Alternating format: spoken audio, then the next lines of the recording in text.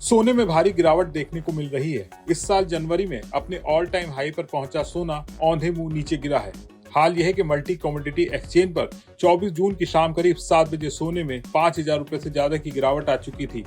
सोने में अचानक ये गिरावट क्यों आई है, एक्सपर्ट का क्या कहना है, पूरा मामला इस वीडियो में हम आपको बताने जा रहे हैं।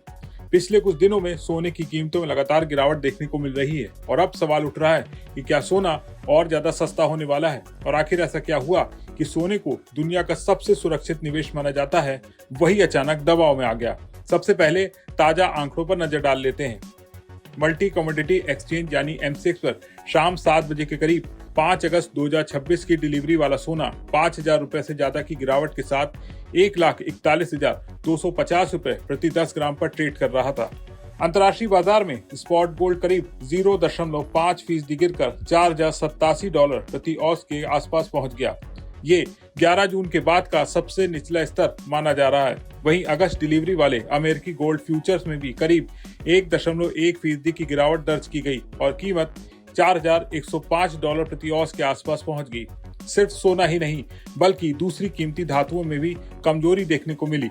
चांदी करीब 1.1% टूटी, प्लेटिनम लगभग 0.9% गिरा और पैलेडियम में करीब 1.2% की कमजोरी दर्ज की गई। अब सवाल ये कि आखिर सोना गिर क्यों रहा है।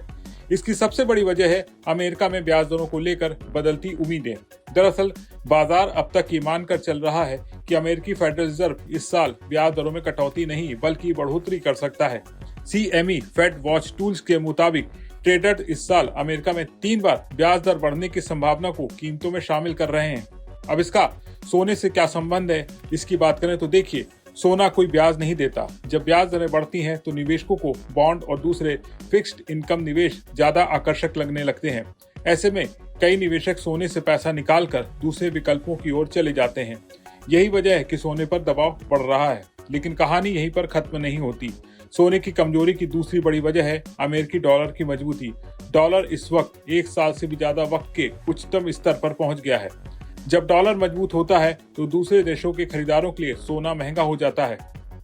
अब आगे क्या हो सकता है, इसकी बात करें तो निवेशकों की नजर अमेरिका के पर्सनल कंजप्शन एक्सपेंडिचर यानी PCE इन्फ्लेशन डेटा पर टिकी हुई है। ये अमेरिकी फेड का पसंदीदा महंगाई संकेतक माना जाता है। अगर महंगाई ज्यादा निकलती है तो ब्याज दरें और लंबे वक्त तक ऊंची रह सकती हैं और अगर ऐसा हुआ तो सोने पर दबाव आ सकता है। इसके अलावा दुबई कमोडिटी एक्सचेंज का भी एक नया same day settlement gold contract launch होने जा रहा है। इसका मकसद गोल्ड मार्केट में ट्रेडिंग और लिक्विडिटी बढ़ाना है।